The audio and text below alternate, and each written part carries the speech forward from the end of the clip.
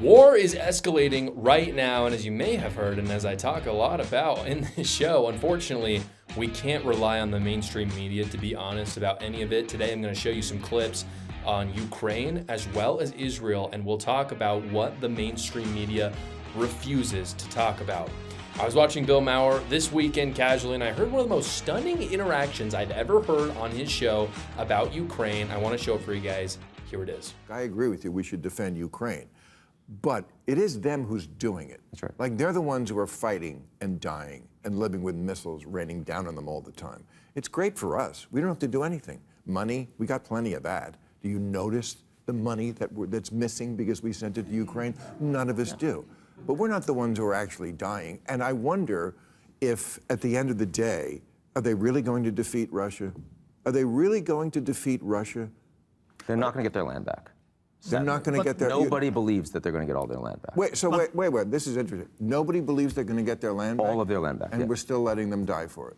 And we're still, because they want to defend themselves. They don't want, they remember what happened during the famine when millions were killed under Stalin. They will fight to the last man and woman to keep their country, to keep their territory. But the 20% that Russia's taken and the rapes and the deportations, yeah, they're not going to get all that land back. No one thinks they're going to be able to retake that against a much larger Russia. Well, first off, Bill Maher, we do feel it. Maybe you don't because you're super rich. Believe me, we all feel the money that we're sending to Ukraine and the inflation that we just went through for 4 years. And we're never going back, by the way. That inflation isn't just over. It's with us for the rest of our lives. But his question, this is the big question. Are we really going to defeat Russia? Is the question. I've talked about it so much. I'm not the only conservative that's talked about it, but it is the question. Are we even going to beat Russia? A question, by the way, that no establishment Republican or Democrat will answer. Neither of them will. Are there some politicians that will answer it? Sure. If they're in the establishment, they will not. What's the end game, guys?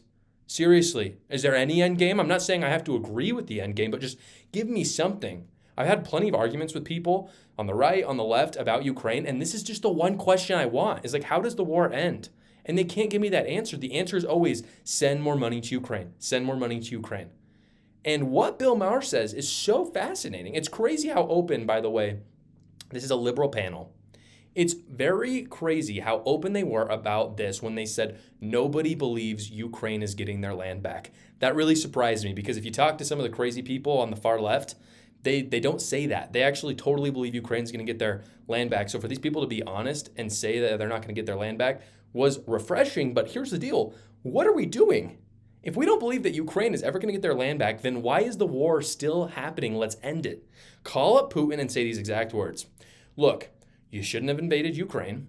That's a non-starter. You're a thug, non-starter. But we know your men are dying, and Ukraine is having people die as well.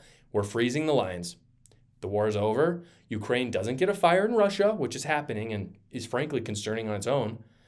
Russia doesn't get a fire in Ukraine anymore. We won't officially again, I'm speaking on behalf of the United States right now to Putin. We won't let Ukraine into NATO because that's already what we promised. But to be clear, if you attack Ukraine again, we'll bomb the freaking crap out of you because we're the United effing States, baby. That's what you say. That's what Biden cannot say. Antony Blinken, Secretary of State, is the biggest joke of foreign policy that we've ever seen. This doesn't require, if you're super into foreign policy, you agree with me. If you're not super into foreign policy and you're just a logical human being, you agree with me.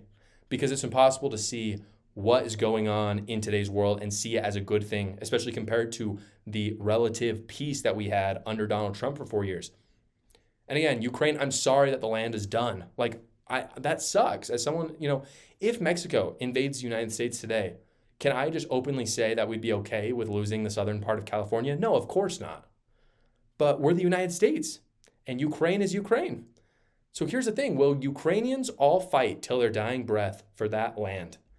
Maybe. If the answer is yeah, and that's kind of what these panelists are talking about, that Ukrainians themselves want to fight. Fair enough. I commend you for that, by the way, because I don't know if Americans would have the same patriotism if, say, Mexico invaded the United States. I'd like to say I would, but, who knows until it happens. But here's the deal. So, yes, you can fight till your dying breath if you want to, but here's what you can't do. We can't be giving you billions of dollars forever and ever with no end game. If you want to fight on your own and be, and have your sovereignty, then you have to be able to defend your sovereignty. Otherwise, you're just the United States. Otherwise, the United States should invade Ukraine, and it should just be a satellite state of the United States. So again, if they want to keep doing it on their dime, that's fine, but we all know that they can't. That's the whole point. That's why the United States is funding them. So they can say they're going to go to their dying breath, but believe me, if the United States pulls out, it's over for them. They're done immediately. And Bill Maher goes in on this concept for a second. You can see he freaks out. He's like, wait, if we know we're losing, then why are we still continuing the war? But then he backs off, and that's the problem. We believe that they will die for this land, and we're funding it, knowing Russia's going to win. Just think about that sentence for a second. We know more Ukrainians are going to die, and Russians, by the way. A lot of these Russian men don't know what's happening. They're just serving their country. They're just pawns of Putin. Do I feel bad for Putin? No, but do I feel bad for these families who are losing their young men? Of course I do. And I feel bad for these young men who are losing their lives. We believe, again, that Ukraine is going to ultimately lose, yet we continue to fund it. There was an argument to be made for a time, and I'm sympathetic to this argument because I think this is looking at the big picture, and it was that if we fund Ukraine, we won't have to get our own troops involved, and we'll be able to degrade the Russian military. So essentially, we're literally paying to degrade the Russian military.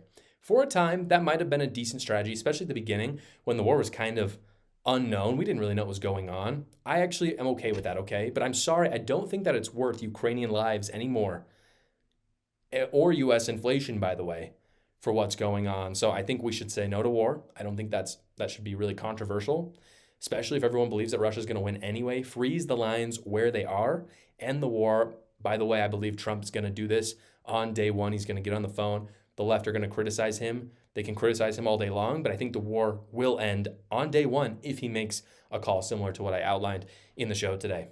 So that's what's going on in Ukraine, guys. But Israel is a very, very different story. Israel just had one of the craziest days of its existence. As an American whose president is Joe freaking Biden, can I just say that I wish we had a president like Netanyahu, a president who had the stones like Netanyahu. Here's what happened, and this is why I say this. Netanyahu went to the United Nations to speak, and at the same time, literally just an hour before this, right before he spoke to his military, I think kind of the equivalent of the Marines for Israelis. They told him that they had the position of the leader of Hezbollah, who, Hezbollah is one of the biggest terrorist organizations in the world, funded by Iran. Netanyahu told them to move in. He literally said, yeah, you see him, move in, take him out, and then proceeded to give a speech warning Iran and their allies to watch out because you're going to find out. This is what that moment in the speech looked like right here. I have a message for the tyrants of Tehran. If you strike us, we will strike you. There is no place.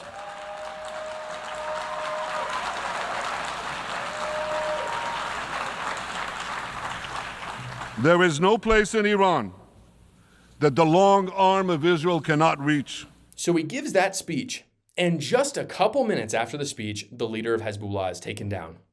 He's telling terrorists, again, this is why I say that I would like someone like Netanyahu instead of Joe Biden. He's telling terrorists to be afraid of Israel while their planes are getting in position to take down the leader of one of the largest terrorist organizations in the world. That's so bad, eh? That is epic. Later, this is why it gets even cooler. Later, he issued a video, not to the government of Iran, which is what he was doing in that first clip, but to the people of Iran. Here's what that looked like. There's nowhere we will not go to protect our people and protect our country.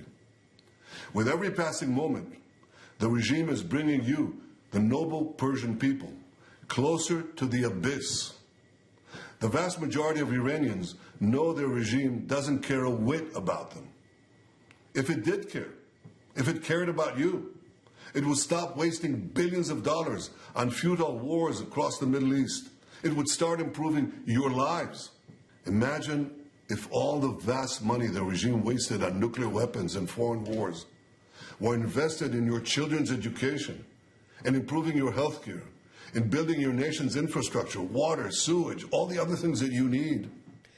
I'm sorry, guys. Was that a message for Iran, or was that a message for Americans? Because seriously, what I just heard there is what is going on in America. You have the best nation on earth on one side, America, and you have, one of the worst, maybe like second worst, second only to North Korea, maybe, Iran on the other side. And it's like they're dealing with the same problem. This is the first thing that came to my mind when I saw this clip. I'm watching the clip, just kind of trying to get caught up on what's going on in Israel, in the Middle East.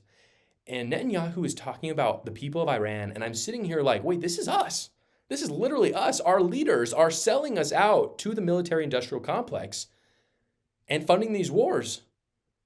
Being involved in useless wars. Those are the words that Netanyahu uses, and this is exactly what the mainstream media will not tell you. These wars are a waste because, as it turns out, guys, every dollar that is spent for Ukraine or Israel is a dollar that they're not spending on our kids' education, on infrastructure, all those things that Netanyahu talked about in that speech, or inflates the currency for everything because they just print the money to do it. That's really what they do, right?